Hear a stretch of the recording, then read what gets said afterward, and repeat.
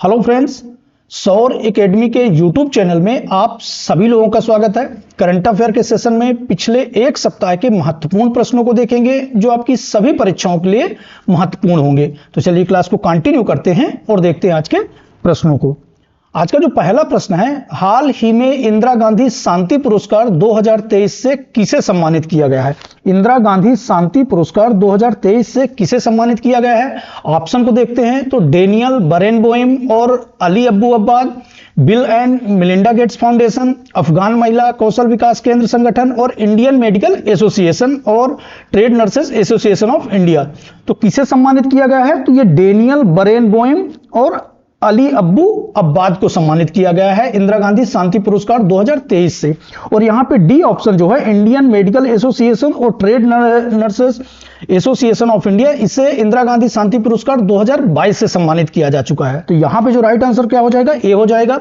इसकी डिटेल देख लेते हैं। हाल ही में शांति, निशस्त्रीकरण और विकास के लिए इंदिरा गांधी शांति पुरस्कार 2023 का डेनियल बरेनबोइम और अली अब्बू अब्बाद को प्रदान किया गया है। किसे प्रदान किया गया है? तो डेनियल बरेनबोइम और अली अब्बू अब्बाद, ये नाम याद रखिए। जो इंदिरा गांधी शांति पुरस्कार की शुरुआत हुई थी, तो इसकी शुरुआत कब हुई थी? 1986 से हुई थी। और ये किसके द्वारा प्रदान किया जाता है? तो इंदिरा गांधी मेमोरियल ट्रस्ट द्वारा प्रदान किया जाता है। किसके द्वारा? इंदिरा गांधी मेमोरियल ट्रस्ट द्वारा। और इस पुरस्कार में 25 लाख रुपए के पुरस्कार के साथ प्रशस्ति पत्र भी प्रदान किया जाता है। नेक्स्ट देख लेते हैं। मिस इंडिया यूएसए 2023 का खिताब किसने जीता है? मिस इंडिया, अभी हाल में मिस इंडिया यूएसए 2023 का खिताब दिया गया है। तो किसे दिया गया है? रुचि देसाई, रिजुल मैनी, राना मुखर्जी और आयुषी कपूर। तो किसे दिया गया है? ये रिजुल मैनी को दिया गया है। इनकी डिटेल देख लेते हैं। भारतीय मूल की अमेरिकी छात्रा हैं रिजुल मैनी, जिन्हें मिस इंडिया यूएसए 2023 का खिताब दिया गया है। नाम याद रखिए, रिजुल मैनी, इंपॉर्टेंट क्वेश्चन है। इसके अलावा इस प्रतियोगिता में मिसेज इंडिया यूएसए, इस तत्व को भी याद रखिए, मिसेज इंडिया यूएसए किसे दिया गया है? तो मैसाचुसेट्स की स्नेहा नाबियार को, ये नाम भी याद रखिए, स्नेहा नाबियार। और मिस टीन इंडिया यूएसए के खिताब पेंसिल्वेनिया की सलोनी राममोहन को दिया गया है। तो तीनों नाम याद रखिए। यदि मिस इंडिया यूएसए की बात की जाए तो Rijul Maini, Mrs India USA की बात की जाए तो स्नेहा नाबियार और सलोनी राममोहन को मिस टीन इंडिया यूएसए के खिताब से नवाजा गया है। हाल ही में किस प्रसिद्ध हिंदी लेखिका को उनके संस्मरण के लिए व्यास सम्मान 2023 देने की घोषणा हुई है? व्यास सम्मान 2023 का पुरस्कार देने की घोषणा हुई है। उसमें कौन सी हिंदी लेखिका हैं? डॉक्टर सुनीता, ममता कालिया, नासिरा शर्मा और पुष्पा भारती। तो किसकी घोषणा की हुई है? तो ये पुष्पा भारती को उनके संस्मरण के लिए। डिटेल देख लेते हैं इनकी। हाल ही में प्रसिद्ध हिंदी लेखिका पुष्पा भारती, नाम याद रखिए, पुष्पा भारती, जिन्हें उनके संस्मरण के लिए यादें के लिए व्यास सम्मान 2023 की देने की घोषणा हुई है। महत्वपूर्ण प्रश्न है। व्यास सम्मान 2023 पुष्पा भारती को, उनकी कौन सा संस्मरण है? तो संस्मरण भी याद रखिए, यादें। इसकी शुरुआत जो हुई थी 1951 में के बिरला फाउंडेशन द्वारा दिया जाता है। शुरुआत कब हुई थी? 1951 में। और किसके द्वारा दिया जाता है? तो के बिरला फाउंडेशन के द्वारा। यदि 2022 की बात करें व्यास सम्मान की, तो डॉक्टर ज्ञान चतुर्वेदी को, 2021 में असगर वजाहत को, और 1991 में जो पहला पुरस्कार दिया गया था, जो पहला व्यास सम्मान पुरस्कार दिया गया था, तो वो किसे दिया गया था? रामविलास शर्मा को दिया गया था। तो पहले को भी याद रखिए, 2023 का पुष्पा भारती को, उनके संस्मरण यादें के लिए। नेक्स्ट देख लेते हैं। हाल ही में किस मशहूर बॉलीवुड अभिनेता को इटली के सर्वोच्च नागरिक पुरस्कार order of the merit of the Italian Republic से सम्मानित किया गया है? कौन से मशहूर अभिनेता हैं जिन्हें इटली का सर्वोच्च नागरिक पुरस्कार, इंपॉर्टेंट हो जाता है, order of merit of the Italian Republic से सम्मानित किया गया है? तो यहां पे ऑप्शन पर देखें, किरण बेदी, अमिताभ बच्चन, सलमान खान, राजकुमार राव। तो किसे दिया गया है? ये किरण बेदी को दिया गया है। ये किरण बेदी हैं जिन्हें इटली के सर्वोच्च नागरिक पुरस्कार order of the merit of the Italian Republic से सम्मानित किया गया है। अभिनेता कबीर बेदी को सर्वोच्च इतावली नागरिक पुरस्कार order of merit of the Italian Republic या मेरिटो डेला रिपब्लिका इटालियाना से सम्मानित किया गया है। तो इस तथ्य को भी याद रखिए। नेक्स्ट देख लेते हैं। हाल ही में सुप्रीम कोर्ट ने केंद्र सरकार द्वारा किस अनुच्छेद को हटाए जाने के फैसले को बरकरार किया है? अभी विगत कुछ वर्षों में केंद्र सरकार द्वारा एक अनुच्छेद को हटाए जाने का फैसला लिया गया था, उसे सुप्रीम कोर्ट ने बरकरार रखा है। तो वो कौन सा अनुच्छेद है? अनुच्छेद 374, 70, 402, 498। तो अनुच्छेद 370 ये जम्मू कश्मीर से संबंधित है, जिसे हाल में सुप्रीम कोर्ट ने इसे हटाए जाने के फैसले को बरकरार रखा है, सही माना है। डिटेल देख लेते हैं। केंद्र सरकार द्वारा 5 अगस्त 2019, ये डेट याद रखिए, 5 अगस्त 2019 को जम्मू कश्मीर में अनुच्छेद 370 को निष्प्रभावी करते हुए इसे 2 केंद्र शासित प्रदेशों में बांटा था। जम्मू कश्मीर के अनुच्छेद 370 को निष्प्रभावी कर दिया था और इसे 2 केंद्र शासित प्रदेशों में बांट दिया था। सर्वोच्च न्यायालय ने अपने ऐतिहासिक फैसले में कहा है कि 370 एक स्थायी प्रावधान था और राष्ट्रपति के पास इसे हटाने की शक्ति थी। तो इस तरह से कौन सा अनुच्छेद है? 370 को सुप्रीम कोर्ट ने सही माना है, उसे बरकरार रखा है, उसे हटाए जाने के लिए बरकरार रखा है।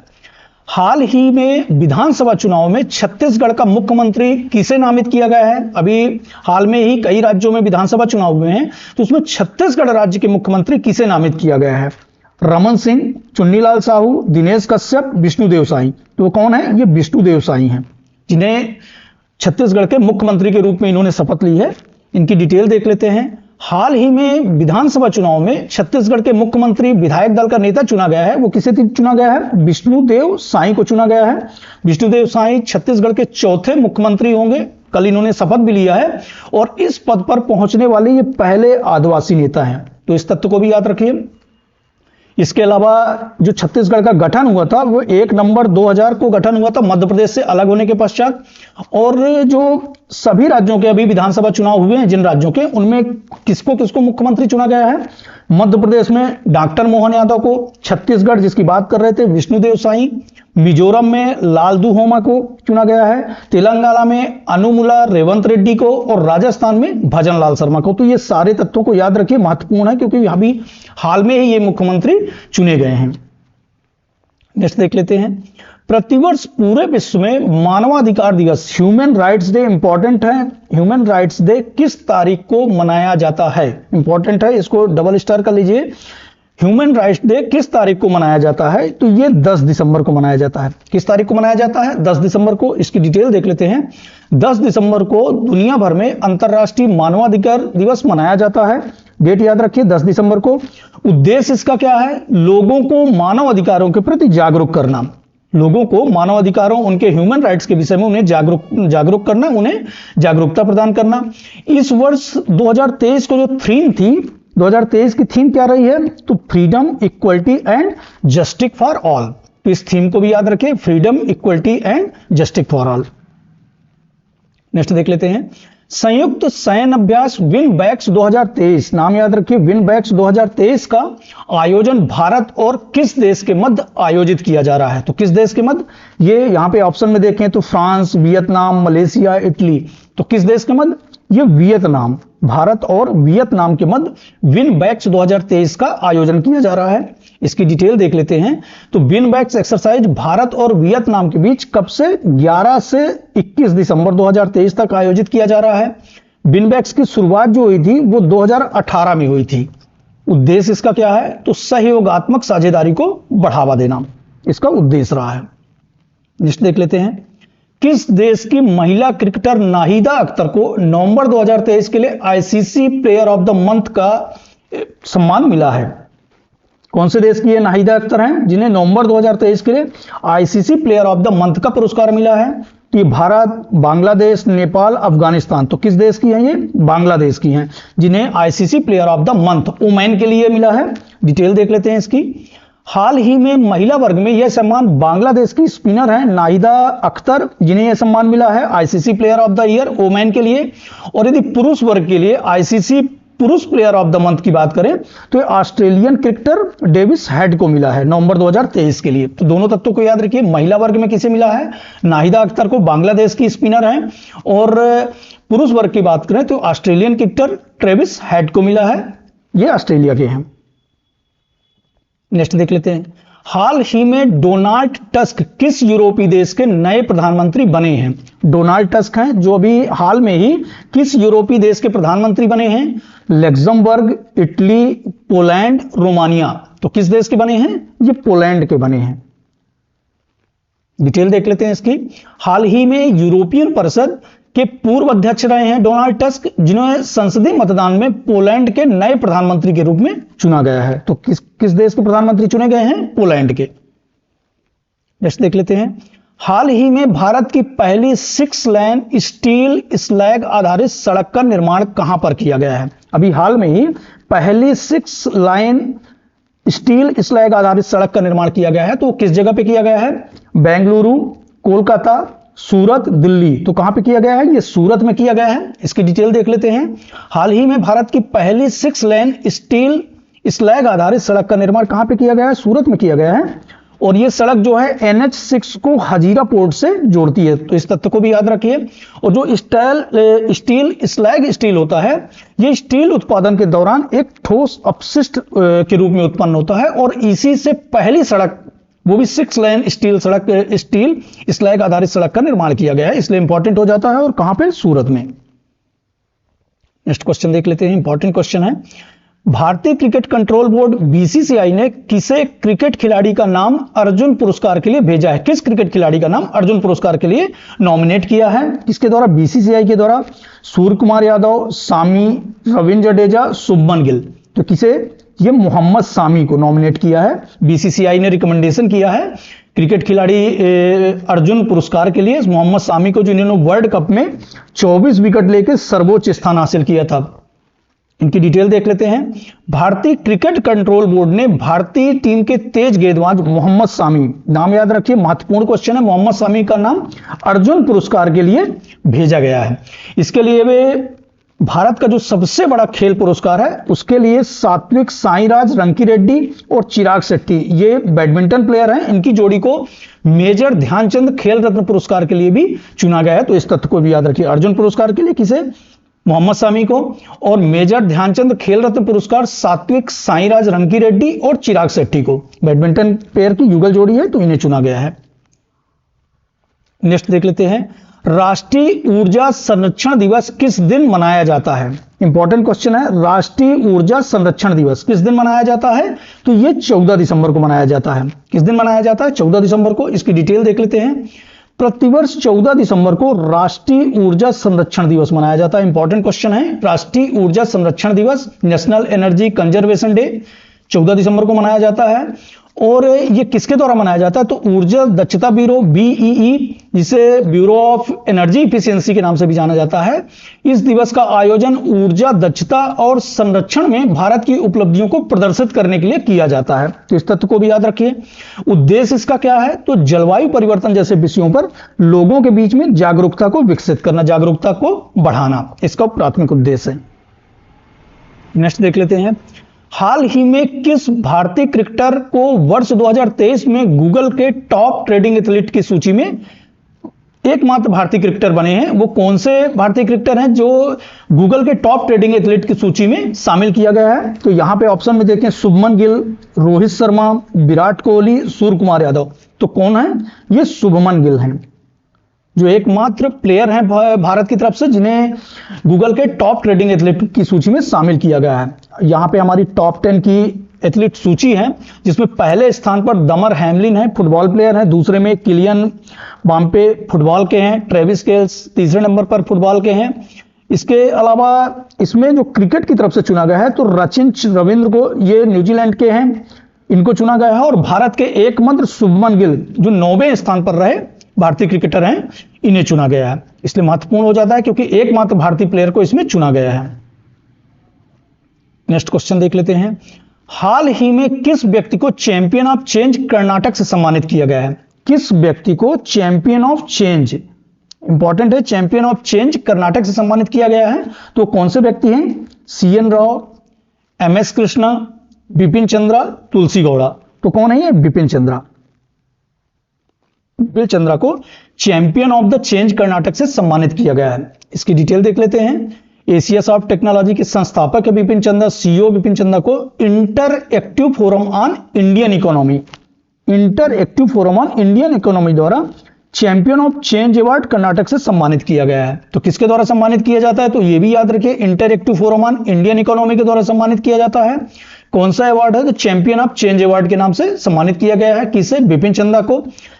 ये सम्मानित किस लिए किया गया है? इनके जो नेतृत्व में Asia's of technology, blockchain, quantum computing, MS और एनालिटिक्स को शामिल करते हुए अत्याधुनिक स्मार्ट ग्रिड समाधान में इनका महत्वपूर्ण योगदान रहा है और इसी के लिए इन्हें सम्मानित किया गया है। नाम याद रखिए, विपिन चंदा है। नेक्स्ट क्वेश्चन देख लेते हैं। हाल ही में जलवायु परिवर्तन प्रदर्शन सूचकांक 2024 की रिपोर्ट आई है। 2024 की नहीं, 2023 कर लीजिएगा। 2023 की रिपोर्ट में भारत का क्या स्थान रहा है? जलवायु परिवर्तन प्रदर्शन सूचकांक 2023 की रिपोर्ट में भारत का क्या प्रदर्शन रहा है? तो ये 6वें स्थान पर रहे, 7वें स्थान पर रहे, 8वें स्थान पर रहे, 9वें स्थान पर। ये कौन से स्थान पर रहे? 7वें स्थान पर जलवायु परिवर्तन प्रदर्शन सूचकांक 2023 में। इससे पहले ये 8वें स्थान पर रहे। पहले स्थान पर डेनमार्क रहा। इसकी डिटेल देख लेते हैं। जलवायु परिवर्तन प्रदर्शन सूचकांक 2023 की रिपोर्ट में भारत 7वें स्थान पर रहा। जारीकर्ता कौन है? कौन इस रिपोर्ट को जारी करता है? तो German watch, new climate institute और क्लाइमेट एक्शन नेटवर्क द्वारा इसे जारी किया जाता है। उद्देश्य इसका क्या है? तो राष्ट्रीय और अंतरराष्ट्रीय जलवायु राजनीति और प्रयासों में पारदर्शिता को बढ़ावा देना। जलवायु राजनीति और उनके प्रयासों में पारदर्शिता को क्या करना? बढ़ावा देना इसका उद्देश्य है। तो याद रखिए 7वें नंबर पर भारत रहा। नेक्स्ट देख लेते हैं। दिसंबर 2023 में लॉन्च की गई भारत की सबसे तेज सौर इलेक्ट्रिक नाव का नाम क्या है? अभी हाल में ही दिसंबर 2023 में भारत की सबसे तेज सौर इलेक्ट्रिक नाव लॉन्च की गई है। उसका नाम क्या है? तो सौर बायोगेर, बाराकुडा, सन क्रूजर और इलेक्ट्रिक वेव। तो क्या नाम है? ये बाराकुडा नाम है इसका। देख लेते हैं इसकी डिटेल। बाराकुडा नाव भारत की सबसे तेज सौर इलेक्ट्रिक नाव है। तो नाम याद रखिए, बाराकुडा। लॉन्च इसको किसने किया है? तो नेवाल्ट सोलर और इलेक्ट्रिक बोट्स द्वारा लॉन्च किया गया है। किसके द्वारा? नेवाल्ट सोलर और इलेक्ट्रिक बोट्स के द्वारा इसे लॉन्च किया गया है।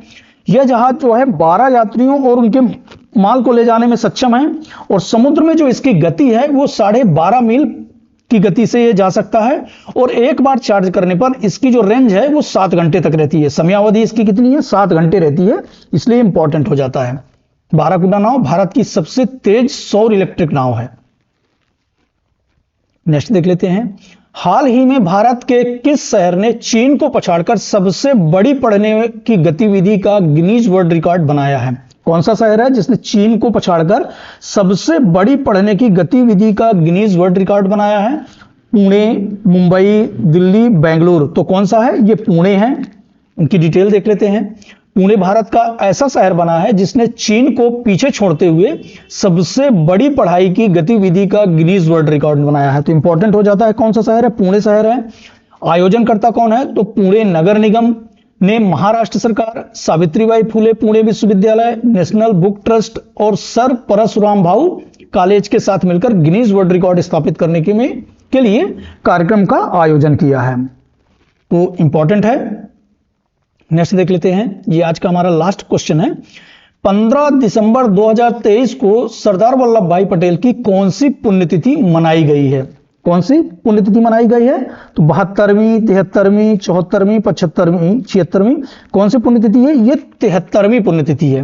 15 दिसंबर 2023 को सरदार वल्लभ भाई पटेल की मनाई गई है। इसकी डिटेल देख लेते हैं। 15 दिसंबर 2023 को हमने सरदार वल्लभ भाई पटेल की कौन सी 73वीं पुण्यतिथि मनाया? ये 1947 जब भारत आजाद हुआ था, उसके बाद सरकार बनी थी, तो 1947 से 1950 तक भारत के पहले उप प्रधानमंत्री और गृह मंत्री रहे। इस तथ्य को भी याद रखिए। उपनाम इसका क्या? इनको किस उपनाम से जाना जाता है? तो ये भारत के लौह पुरुष हैं। इसके अलावा भारत के सिविल सेवकों के संरक्षक संत के रूप में भी इन्हें जाना जाता है। तो इस तथ्य को भी याद रखिए। उसके अलावा इनकी मूर्ति को जो भड़ोच गुजरात में है, स्टैचू ऑफ यूनिटी के नाम से भी जाना जाता है। इस तरह से आज का हमारा करंट अफेयर का सेशन यहीं समाप्त होता है। इसी तरह के करंट अफेयर के साथ फिर मिलेंगे। चैनल पर नए हैं तो सब्सक्राइब कर लीजिए, ज्यादा से ज्यादा लोगों तक शेयर कर दीजिए। मिलते हैं नेक्स्ट सेशन में। धन्यवाद।